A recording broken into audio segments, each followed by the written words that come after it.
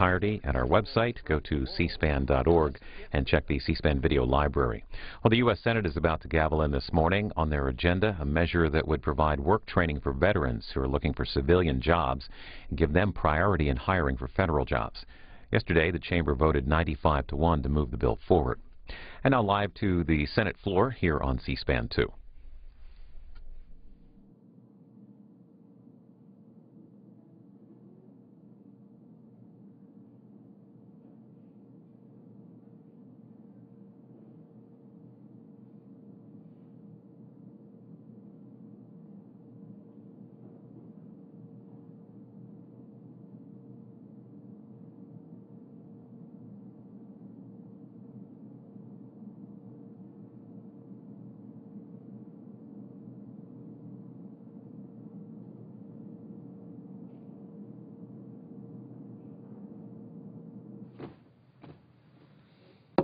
The Senate will come to order. The chaplain, Dr. Barry Black, will lead the Senate in prayer.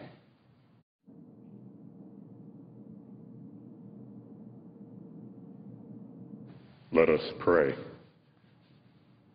Lord of salvation, sometimes we're tempted to doubt your promises and to feel cynical about the chaos in our world.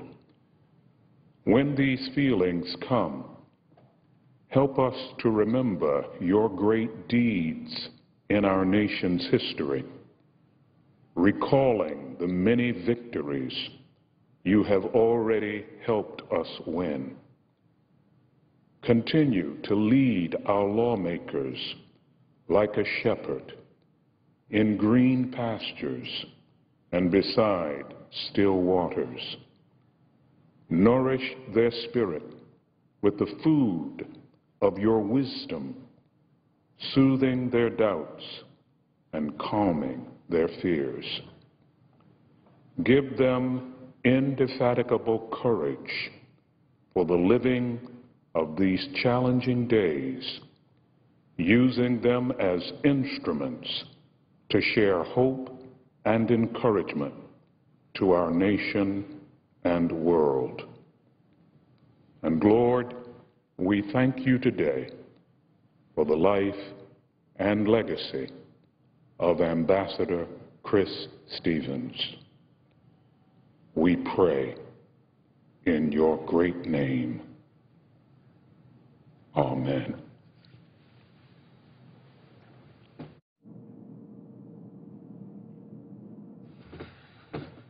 Please join me in reciting the Pledge of Allegiance.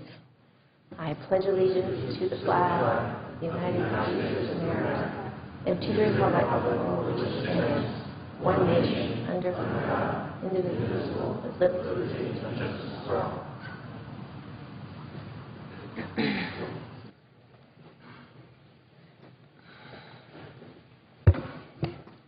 Clerk will read a communication to the Senate. Washington, D.C., September 12, 2012. To the Senate. Under the provisions of Rule 1, Paragraph 3 of the Standing Rules of the Senate, I hereby appoint the Honorable Kirsten E. Gillibrand, a senator from the state of New York, to perform the duties of the chair. Signed, Daniel K. Inouye, President pro tempore. Madam President. The Majority Leader. The Senate is now considering the motion to proceed to S3547, Veterans Jobs Corps Act. 70 minutes will be equally divided this morning between the two leaders of the designees, with the Republicans controlling the first half and the majority controlling the final half. We'll begin consideration of the Veterans Jobs Bill today. It's unfortunate that we're having to go through all this, another couple of filibusters on this bill. But that's what we've been through.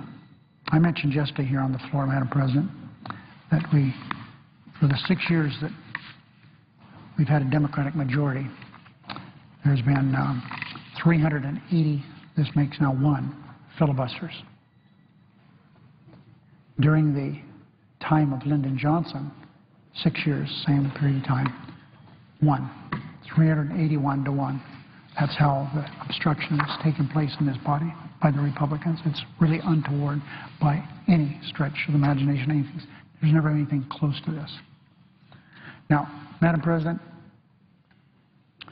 I was very disturbed to learn late last night and really saddened to learn of the deaths of Ambassador Chris Stevens and 3 other American personnel in an attack on the U.S. consulate in Libya.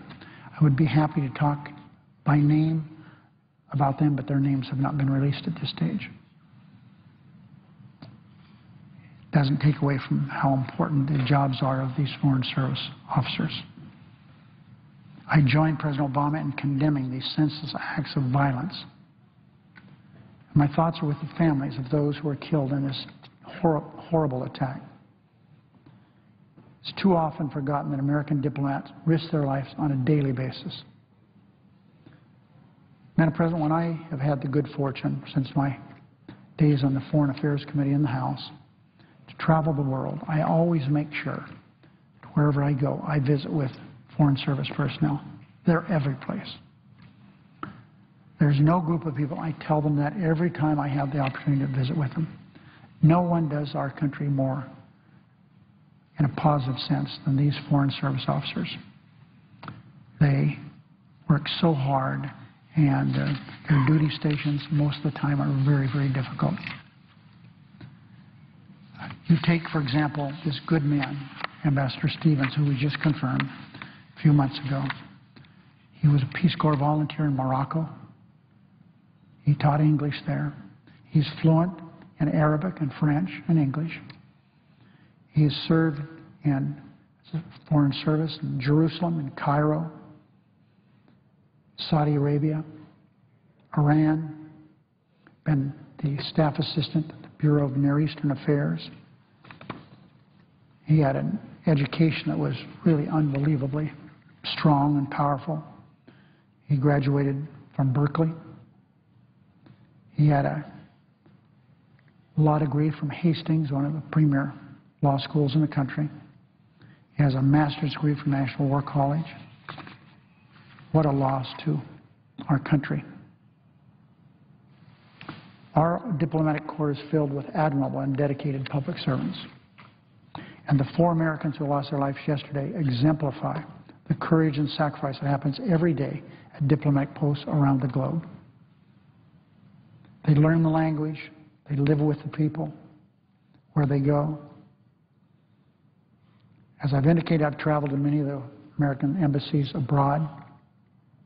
I've always been so impressed and grateful for the leadership, and I communicate that to them every chance I get.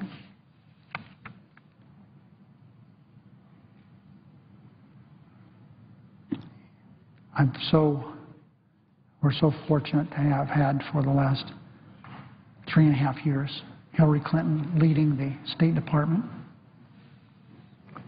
I've indicated Ambassador Stevens was not a political appointment. He was appointee. He was a Foreign Service officer.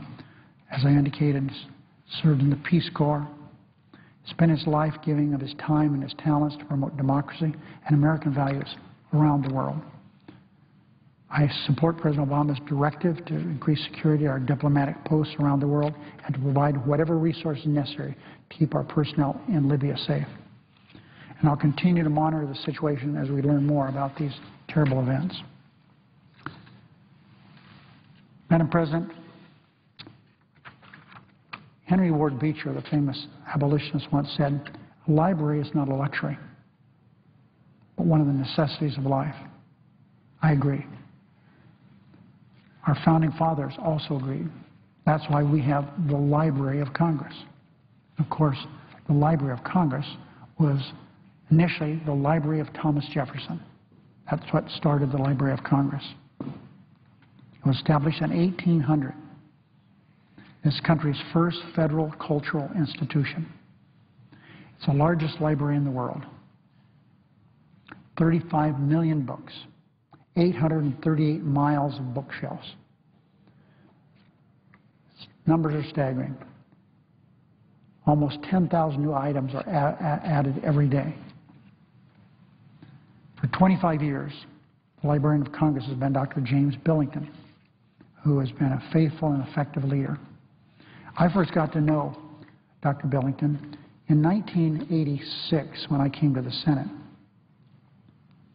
there was a little squabble between a couple of more senior senators, and they were, which was a wonderful opportunity for me because one of the very senior senators thought that maybe he deserved more than being the chair of the subcommittee on the legislative branch. I grabbed that. I was happy to do it, and I love that. I love that experience. I learned a lot about what goes on here, how we pay for things. And at that time, there was an effort to really hurt the Library of Congress. So I had that opportunity to stand up for the Library of Congress. And every time we had a vote, we won. They weren't able to damage the Library of Congress. I got to know Dr. Billington. I had the good fortune to travel once with him to Russia. Dr. Billington, before coming to the Library of Congress, was one of the foremost scholars on this former Soviet Union. He knew everything about that, and he still writes about the new Russia. A very, very stalwart academic. When he took over the Library of Congress in 1987, computers were a scarcity. But he knew right away, he had a vision of what the future should be, and he thought it would be important to digitize the library's collections, make them available on the internet. There was a little pushback at first, but of course now that is history. That's what happened. I have such admiration for him as a person. He's a good person, not only from his academic standing, but as an administrator. I'm glad that they were unable to slash the library's budget as they tried. And as a result of that, people came to a better understanding of what the Library of Congress was all about, and I'm glad I was able to play a part in that. He has always ensured the Library of Congress would remain an unmatched resource for knowledge and enlightenment. So it's with pleasure I congratulate my friend, Dr. Billington, on 25 years, a quarter of a century, of dedicated service as the Librarian of Congress.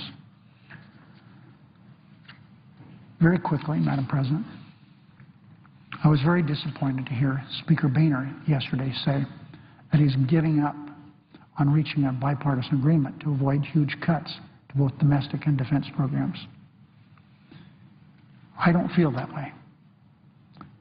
I can assure everyone within the sound of my voice that I haven't given up on finding a reasonable, balanced approach to reduce our debt and avoid these difficult cuts.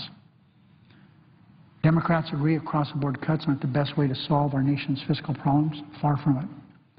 The sequester is a bitter pill, but we did that on purpose. It was no accident. That's why there was overwhelming support for the Budget Deficit Reduction Act that had sequester in it. The sequester was engineered to be hard to take, so it would force us to compromise. It was designed to be tough enough to force the two sides to reach a balanced deal. That's why there was widespread bipartisan support for this. So I hope that Speaker Boehner will reconsider. I believe it's much too early to give up. I urge my Republican colleagues not to give up on themselves, because I'm not going to give up on them. It's time for them to stop rooting for the economy to fail, start rooting for Congress to succeed and reaching common ground. Remember, the markets are watching our every move, with Moody's saying yesterday that they were thinking of downgrading our debt standing, credit rating. It's not the right time to say, well, there's no hope we can get anything done. I disagree. I say the glass is half full, not half empty. But the Speaker's statement came an hour after that reminder from Moody's came forward. We're willing to work. I say that to my friend John Boehner and to everyone else. We're willing to negotiate. We're willing to cooperate. We're willing to consider difficult cuts to programs that we hold dear. And I think the Republicans should do the same. So far, they've refused. At the orders of their leader, Grover Norquist, they've refused to raise even a penny of new revenue. They've refused to ask millionaires to contribute their fair share to help reduce our debt and our deficit. And Democrats won't agree to a one-sided solution that lets the super wealthy off the hook while forcing the middle class and those in greatest need to bear all the hardship. I repeat, we're willing to consider difficult cuts to programs that we believe are extremely important. Sequester is not a perfect legislative tool, but Rarely do we do anything legislatively that's perfect. It's the way it's been for generations. But at least it has a benefit of being a balanced approach, and it has the power of law. Republicans, including Vice Presidential candidate Paul Ryan, would do well to remember they voted for the sequester.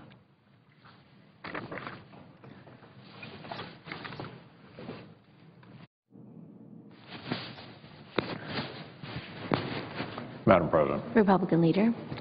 We learned yesterday and are receiving reports this morning of the attacks against the United States Embassy in Cairo and the U.S. Consulate in Benghazi in Libya. In Benghazi, our Ambassador Chris Stevens and 3 other Americans were killed in the service of our nation. Our thoughts and sympathies today are with the families of these brave Americans. These attacks remind us of the sacrifices made on a daily basis by Foreign Service officers, diplomatic security personnel, and our Marine security guards. I join my colleagues in strongly condemning the murder of these innocent Americans, and I support employing every available tool at our disposal to ensure the safety of Americans overseas and to hunt down those responsible for these attacks.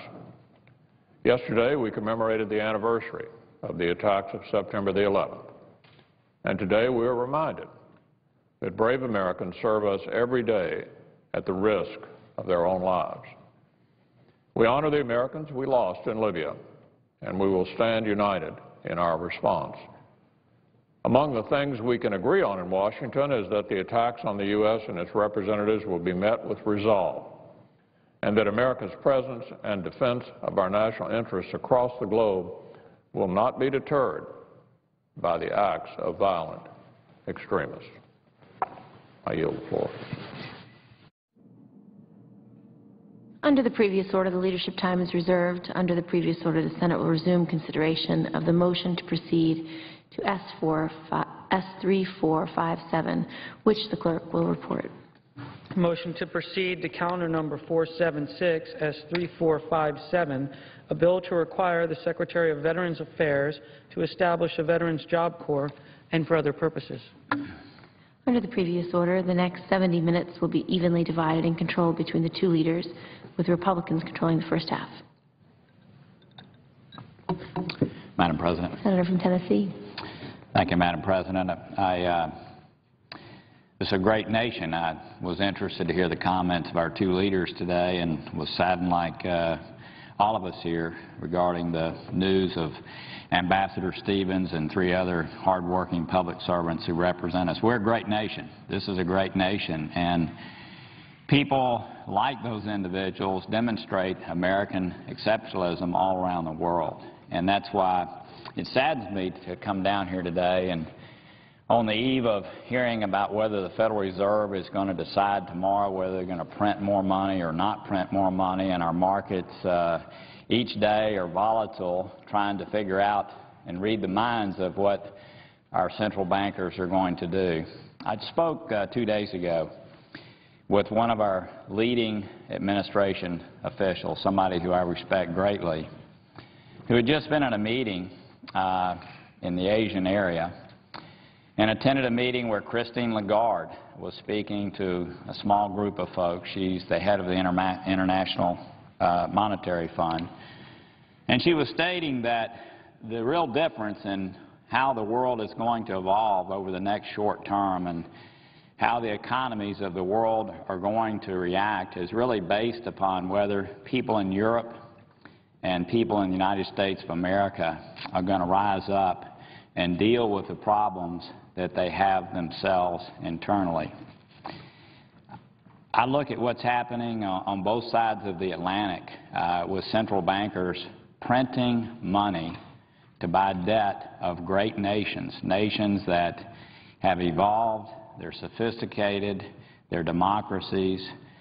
They've paved the way for other cultures to evolve and develop economically themselves, and yet we wake up in a world where, because politicians in Europe and politicians here in the United States of America have not risen up and dealt with the fiscal issues within their own countries, the central bankers are left in a situation where they're printing money and buying debt in order to move a crisis further away from the day we now live in.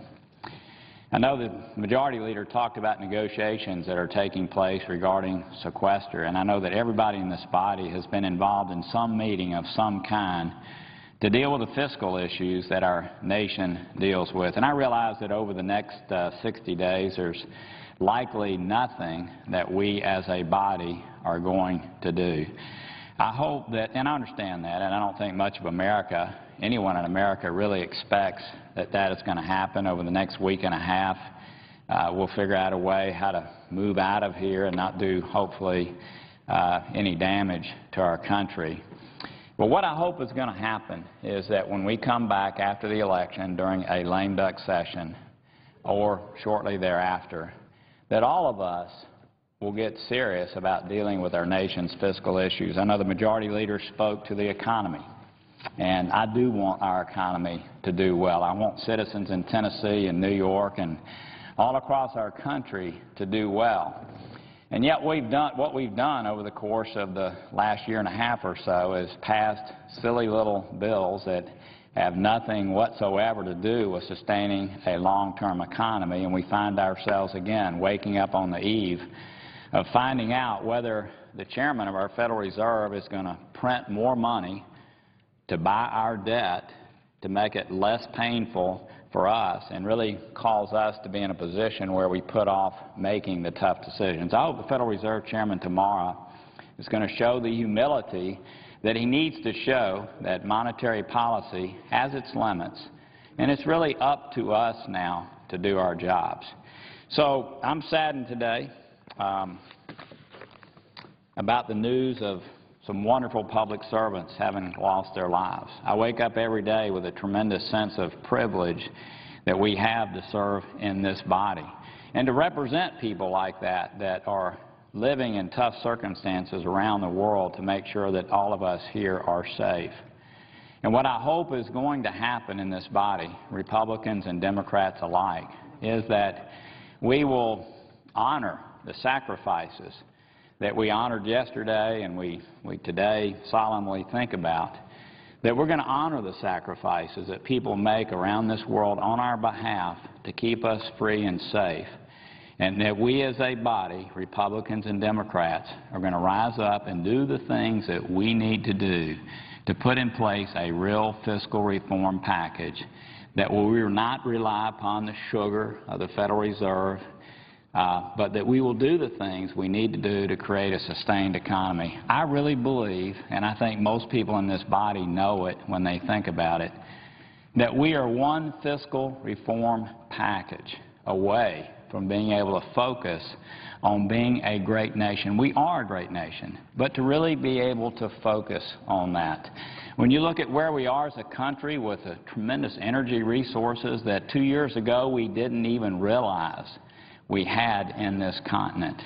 When you look at the technology breakthroughs that are happening in this great country, when you look at the pharmaceutical breakthroughs that are happening that are saving lives around this world, we are one reform package away from putting this problem in our rearview mirror and really focusing on the greatness of this nation. So, again, I know we're not going to do anything over the next week and a half, and we're not going to do anything over the next 60 days. But I hope senators from all around this country and House members from all around this country will come back after this election and have the courage that has been demonstrated so often by so many Americans, that we'll have the courage to make the choices that are necessary, the tough choices that are necessary, to put our fiscal woes behind us, to cause this economy to grow, to allow Americans' standard of living to rise, and candidly, to help lift hundreds of millions of people around this world out of poverty. That is what people are depending on. It's an embarrassment that we find ourselves in this position where we're being diminished around the world because people are looking at us, the great example to the world of free enterprise and limited government and democracy. People are looking at us and knowing that we don't have that courage today. But I'm hopeful that we're going to come back, we're going to deal with these issues, we're going to do it in a bipartisan way, and then as a nation we can continue to focus on our greatness, and we can help not only lift our own citizens up through economic growth, but help continue to be a beacon to the world. With that, I yield the floor. And I notice the absence of a quorum. Clerk will call the roll. Mr. Akaka.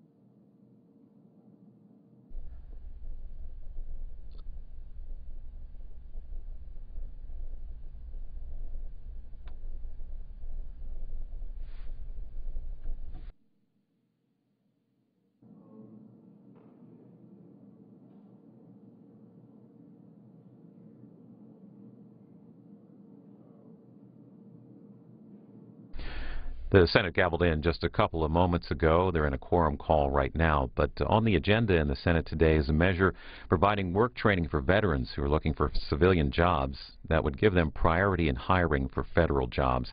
Yesterday, senators voted 95-1 to move the bill forward. That is on the agenda in the Senate today. The House, by the way, gaveling in to work on a 5-year extension of the Foreign Intelligence Surveillance Act, also known as FISA, that expires at the end of the year.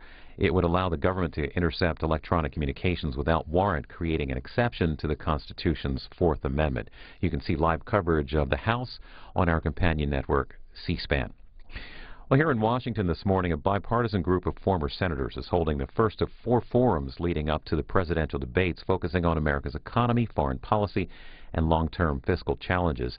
In an effort to raise public awareness, former Senators Sam Nunn, Pete Domenici, Warren Rudman, and Evan Bayh have assembled a panel discussion with high-level former U.S. government officials, including former Treasury Secretary Robert Rubin and former Treasury Secretary and former Secretary of State James Baker. While we wait for the Senate to come to the floor, we'll show you a portion of that event.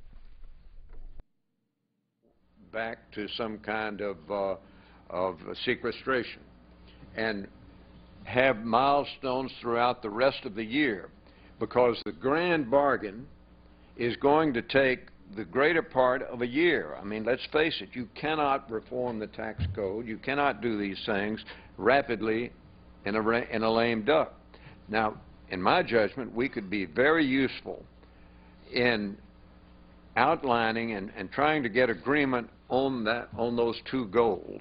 That is, the size of the reduction and the mechanism by which the Congress goes into next year's and the enforcement mechanism. Because remember, Congress is going to insist on some sort of fail-safe so that if the Congress doesn't act, that something will happen like a sequestration. I hope we can get together on that kind of program.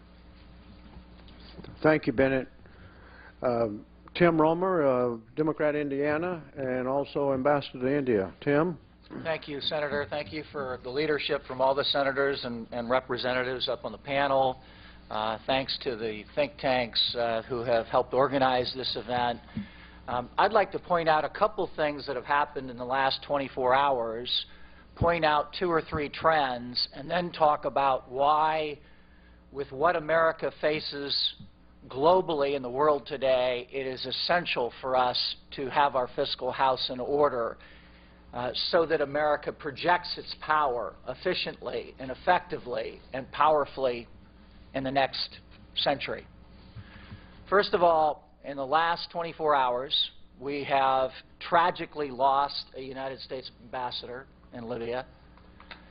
And on the front page of the Financial Times this morning, the headline reads that now Moody's might join the S&P as downgrading the United States good credit ratings, excellent credit ratings. Both of those project serious threats to the United States. One, how do we continue our diplomatic efforts, our military and economic efforts abroad to export, to engage the world, to explain American values, and make sure our people are safe overseas? And 2, how do we protect that great credit rating of made in the USA? I am an optimist. I believe that we can achieve these outcomes. The Caro book that many people are reading this past summer talks about great leadership, but it also quotes Walter Lippmann and James Reston talking about the worst Congress they'd ever seen in terms of a gridlock. And we overcame that. Just as I am optimistic we will overcome the gridlock on Capitol Hill that we see today.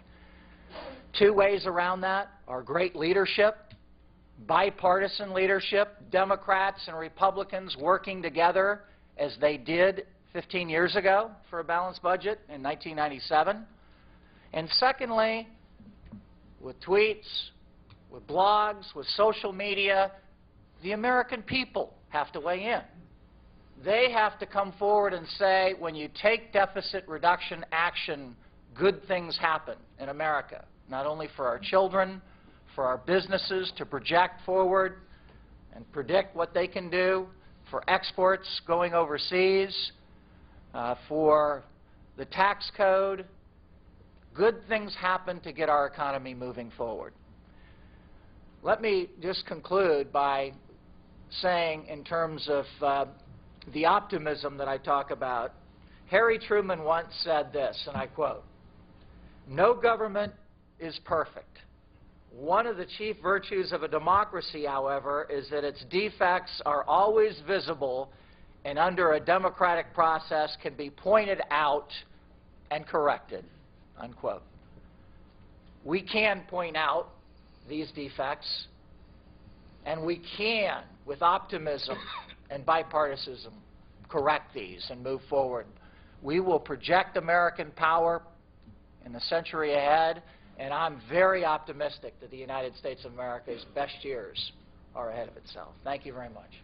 Thank you very much, Tim. And our final member today is John Tanner, and we'll have a few questions from the audience. I think we've got some time. We have a beginning at 10:30. We will go straight to Jim Baker and to Bob Rubin. John, you wrap us up. John was a Democrat from Tennessee. Thank you very much, Mr. Chairman, and thank CSIS, Concord Coalition, and all who have participated in this. I intend to be brief, but with my accent, it may take a while.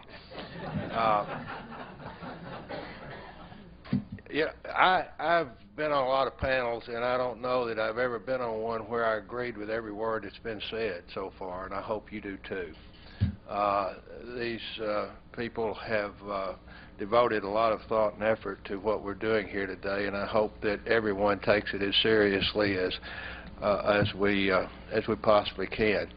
I want to talk a little different.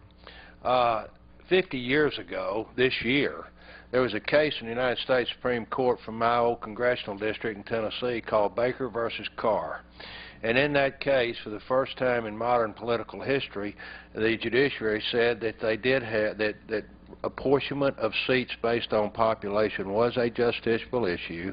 It involved equal protection and all the rest of it, and that from that came the system that we have today. That system today is where the state legislatures, politicians, draw districts for State House, State Senate, United States House of Representatives seats. After, I don't know about this last census, but for the last 10 years we've been talking about it, and we had a bill in Congress, of course, went nowhere. But what has happened to us over this time is that we have imposed inadvertently, and I think unintentionally, a parliamentary system on a representative form of government. It doesn't work. In Parliament, you know, you only have the two branches, and you have the government and opposition. The government decides something, it happens. They suffer, as one of my friends from the UK Parliament said, they suffer up to 5 years at a time under the tyranny of the majority. Our forefathers intentionally did not want that system and set up a three-branch system. Not only does our system encourage compromise, it forces it if our government is to work. Our problem with the debt and deficit is not so much mathematics, although certainly that's part of it. It is the political will to do something about it. And the way members come here, after the 2000 census, there were only 91 seats left in the United States House of Representatives that were even within the hypothetical margin of error of a 50-50 voting pattern, which means over 300 members are being elected in the party primaries where the most partisan elements of our society reside. And that's why we wonder why we have this polarization that is killing our ability in the Congress to really reach conclusions that are sane, sensible, mostly centrist-oriented, so that everybody can at least live with it, if not embrace and endorse it. We only talk about this every 10 years, but it affects us every day. I hope you'll give it some consideration, and I would just conclude by saying either we fix our problem or our children's future is bleak. That's the bad news. The good news is we can if if we have the political will to do so. They've cut me off. Thank you, Mr. Chairman. Thank you very much, John. I don't know why, but I understood every word you said. I agree. I think we've got a little time here now between now and 10:30. I don't know that I've got exactly the right time, so I'm going to ask one of our folks to make sure we cut off a minute or two and make sure we get the satellite hooked up. So we'll have questions. If anybody has any from the audience? Question back there on your left. Sam, there's a question over there on your left. Okay. Thank you all for being here. My name is Corey Lewin. I'm a graduate student at the George Washington University. And the question that I have is really about the approach that we actually should be taking to bipartisanship. And I mean that in the sense, should we be looking at the ideas put forth both by the Democrats and the Republicans and trying to find compromise within those ideas? Or should we be trying to find and circulate new ideas that we haven't tried yet and haven't even talked about yet? And if so, how do we get those ideas circulating? My view is that we've had two sterling blue ribbon groups of people, the Simpson Bowles and the Domenici Rivlin, who've worked on this exact problem. So our group is not here to reinvent the wheel. Those are, to me, the best frameworks to work from. But within those frameworks, there are a lot of unanswered questions. I don't think anyone has a precise, exact answer of how you deal with the escalating health care costs.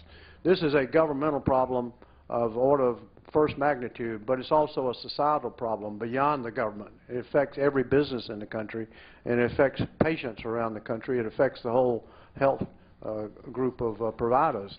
So ideas in the health care and entitlement area of how we fairly begin to bend the line, the trajectory, they're all important. Also, I don't think anybody's got perfect solutions to the tax side. It's very complex, complicated. I think most people would agree that we would be better off if we could throw the whole code out and start over. But, boy, that's hard to do. And so ideas along that line are enormously important. But the main thing I think that this group would like to see around the country is young people, and indeed all of our citizens, getting involved in trying to encourage people in office and those running for office to entertain and to listen occasionally to other people and to entertain the possibility they may not be completely correct on everything. And so if we don't start listening to each other, it's going to be very hard to get any kind of agreement. So that would be a role I would think, particularly our young people, could really play, as well as the whole electorate. Other people may have answers. Tim or Pete? Well, I'll give it a try. Let me just say to you, in the two proposals that have been alluded to,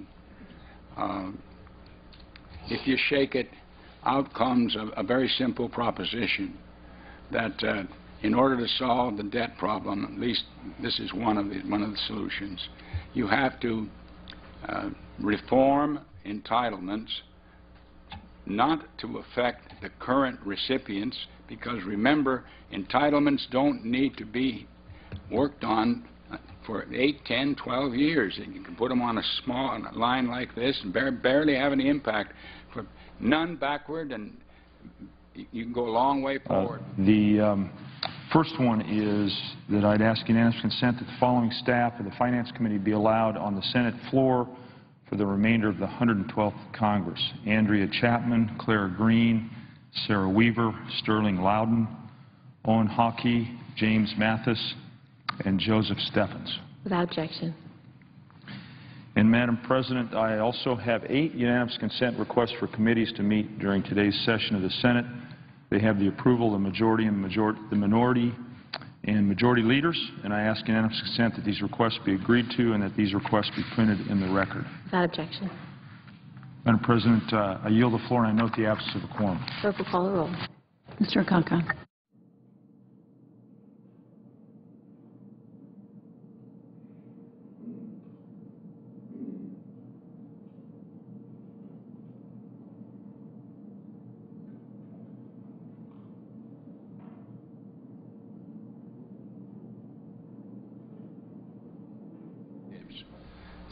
If you once sat down and looked at them in detail and got them out, I believe with leadership, you have the beginnings of a solution. You don't need to find new solutions, and there are very few new ones, in my opinion. They are real. They're there, and everybody knows them. Thank you. Tim Romer and then Bennett. I would agree with Senator Nunn. There are a plethora of ways to balance the budget. Commissions, the President has put a proposal out, lots of ideas. I would argue 2 points to build support for the deficit. One, I've been working with the next generation group of young people at college campuses that have been trying to put a forum together for the presidential candidates. And as you probably know, you look pretty young, a lot younger than all of us up on this panel. Just to talk about the importance of the wind production tax credit, I tend to do so today. But before I do bring up that important topic, I wanted to speak to a situation and an incident that's on everybody's minds, and that's what happened in Libya earlier today. I think all of us in the Senate adhere and should adhere to the concept of politics should cease at the water's edge, and I hope in this terrible tragedy that philosophy will hold fast. And I, along with all Coloradans, absolutely condemn the murders, and that's what they were, of Ambassador Stevens and other U.S. State Department personnel today in Libya. I'm a member of the Senate Committees on the Armed Services and Intelligence, and I know that the men and women of our diplomatic corps do absolutely vital work under difficult conditions every single day. Ambassador Stevens was a dedicated public servant who was working in Libya to advance freedom and democracy, and we will continue undeterred in our pursuit of those goals. We salute the service and sacrifice of all those who were taken from us today, and their families are in our thoughts and prayers. Madam President, as I mentioned when I first rose, I'm here again on the floor of the Senate to urge all of us to take action on an issue that already has broad bipartisan support, and that is the renewal of the production tax credit for wind energy. And like the presiding officer and all of my colleagues, I was back home in my home state of Colorado for the August work period, and I saw firsthand the effects, the very positive effects that wind energy has had on my state of Colorado. But I also saw the sobering effects of our inaction, of congressional inaction, which only strengthened my resolve to extend the production tax credit. I want to share some specific insights and developments in Colorado and then move to the state I'm going to discuss today in a little bit. Xcel Energy operates in my home state. It has a wide area in the upper Midwest as well, but it announced that it had set a record for the amount of electricity generated from its wind resource. And at one point, Xcel's Colorado customers got over half, to be accurate, to be precise, 57% of their electricity generated from wind power. And this is a huge success, and it highlights in so many ways the potential that wind energy has to fill a larger and larger portion of our energy portfolio as this industry fully matures. Sadly, though, I also saw the negative effects of our failure to renew the wind PTC. Vestas Wind Systems, which the presiding officer is familiar and does business in Colorado, it announced layoffs last month affecting 2,300 workers worldwide who are manufacturing the turbines themselves, including about 100 workers at Vestas' facilities in Pueblo and Brighton, Colorado. This was both predictable and predicted. And it's time for us to act to protect American workers in the wind energy industry. And each day that we fail to act to extend the production tax credit, more American jobs are put at risk, and we further cede more of our clean energy leadership to foreign competition. Look no further than Colorado for both the promise of wind energy, but also the peril of congressional inaction. And of course, these effects are not limited to my state. I'm biased. I think I represent the best state in the nation. But every day I come to the floor, I want to highlight a different state and the positive impacts that the wind industry has had there. Every state in the nation literally has a stake in this crucial wind industry space. Today, therefore, I'd like to talk about the great state of North Carolina, where the wind industry has literally boomed in recent years. North Carolina, like a lot of states, has seen a tremendous growth in its wind manufacturing sector. What are the numbers? Well, as of 2012, there are at least 17 wind manufacturing facilities in North Carolina that provide jobs to their local communities, and at least one more facility is scheduled to come online soon. And the facilities produce everything from steel to lubricants and bearings, and you can see all the green circles which designate where these facilities are all across the great state of North Carolina. Let me focus on one manufacturer in North Carolina. It's PPG Industries. And PPG is a major supplier, I should say, of fiberglass to the wind industry, and there are hundreds of jobs linked to its activities. And their fiberglass facilities are in Shelby and Lexington, which are outside of Charlotte and Greensboro, respectively. And their growing role, has been really good for not only the company, but for North Carolina.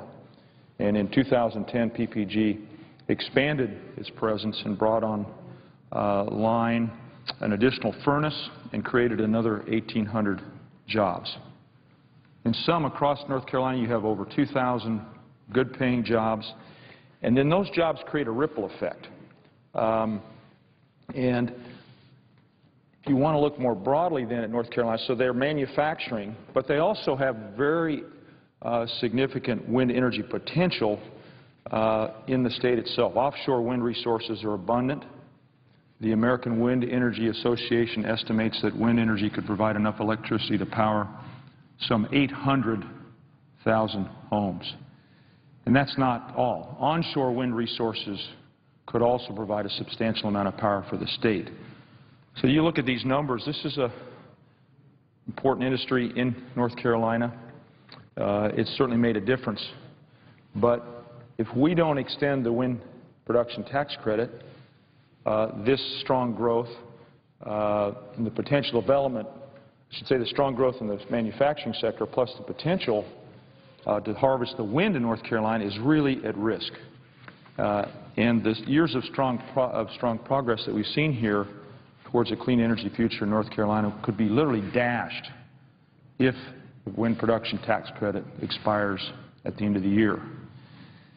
And here's the bad news. The wind industry in North Carolina, because of their anticipating the expiration of PTC, they're beginning to downsize and shelve expansion plans.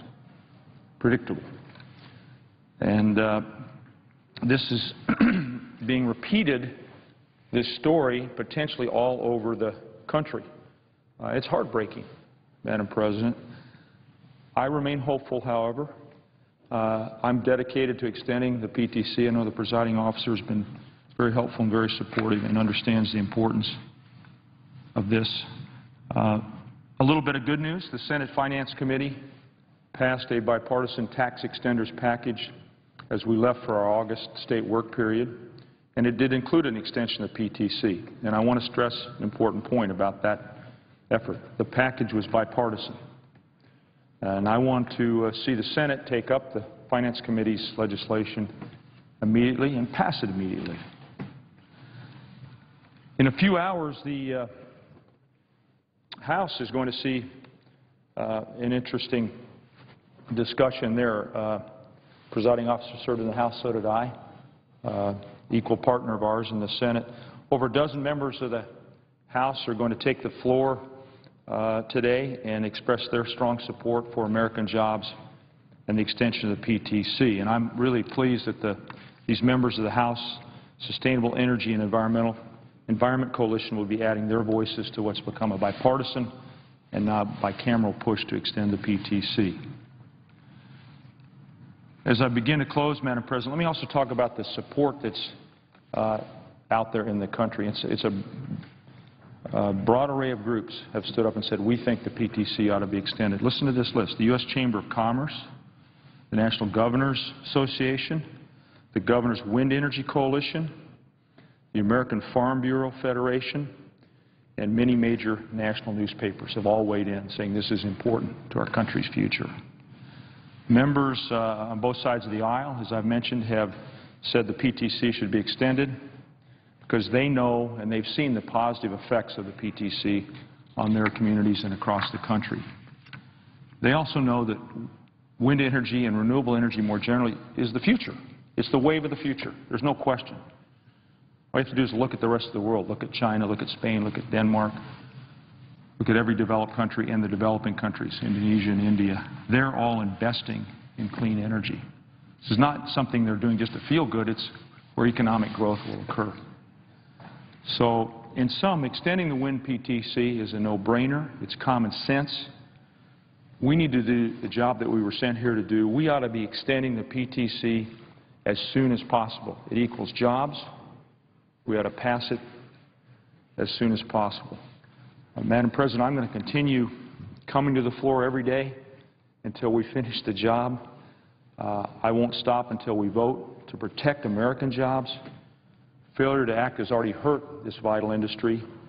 Continued inaction will result in the loss of thousands of American jobs, which then has a ripple effect on the rest of the nation's economy. So, colleagues, stand with me, stand with the presiding officer, stand with American workers. Let's extend the production tax credit now, as soon as possible.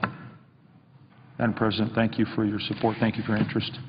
I yield the floor. Madam President. Senator from Maryland. Madam President, I ask for 10